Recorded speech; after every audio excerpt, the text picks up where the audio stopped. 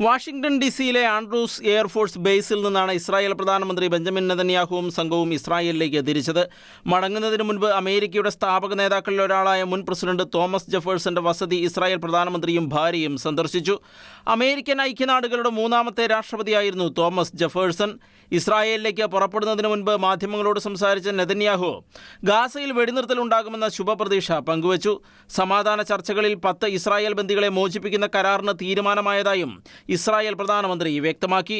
ട്രംപുമായുള്ള ദൃഢമായ ബന്ധം ഒരിക്കൽ കൂടി ഊട്ടിയുറപ്പിക്കുന്നതായിരുന്നു ഇസ്രായേൽ പ്രധാനമന്ത്രി ബെഞ്ചമിൻ നെതന്യാഹുവിൻ്റെ അമേരിക്കൻ സന്ദർശനം. നെതന്യാഹുവിൻ്റെ യുഎസ് സന്ദർശനം പുരോഗമിക്കുന്ന വേളയിൽ ഇസ്രായേലിലും ചില രാഷ്ട്രീയ ചലനങ്ങൾ ഉണ്ടാകുന്ന സാഹചര്യമുണ്ടായി. നെതന്യാഹു ഗവൺമെന്റിനെ പിന്തുണയ്ക്കുന്ന വെടിനിർത്തലിനെ അനുകൂലിച്ചവരും പ്രതികൂലിച്ചവരുമായവരിൽ നിന്നും, പ്രത്യേകിച്ച് തമാർ ബെൻഗ്വിൻ, ബെസലാൽ സ്ട്രോമിച്ച് എന്നിവരുൾപ്പെടെയുള്ള നേതാക്കളിൽ നിന്നും കനത്ത സമ്മർദ്ദമാണ് ഇസ്രായേൽ പ്രധാനമന്ത്രി ബെഞ്ചമിൻ നെതന്യാഹുവിന് നേരെ ഉണ്ടാകുന്നത് എന്നാണ് റിപ്പോർട്ടുകൾ. തമാർ ബെൻഗ്വിൻ പ്രതിനിധീകരിക്കുന്ന തീവ്ര വലതുപക്ഷ പാർട്ടികൾ മുൻപും ഗാസയിൽ വെടിനിർത്തൽ നടപ്പിലാക്കുന്നതിനോട് എതിർപ്പ് പ്രകടിപ്പിച്ച് രംഗത്ത് എത്തുകയും ഗവൺമെന്റിനുള്ള പിന്തുണ പിൻവലിക്കുകയും ചെയ്ത സംഭവങ്ങൾ ഉണ്ടായിട്ടുണ്ട്.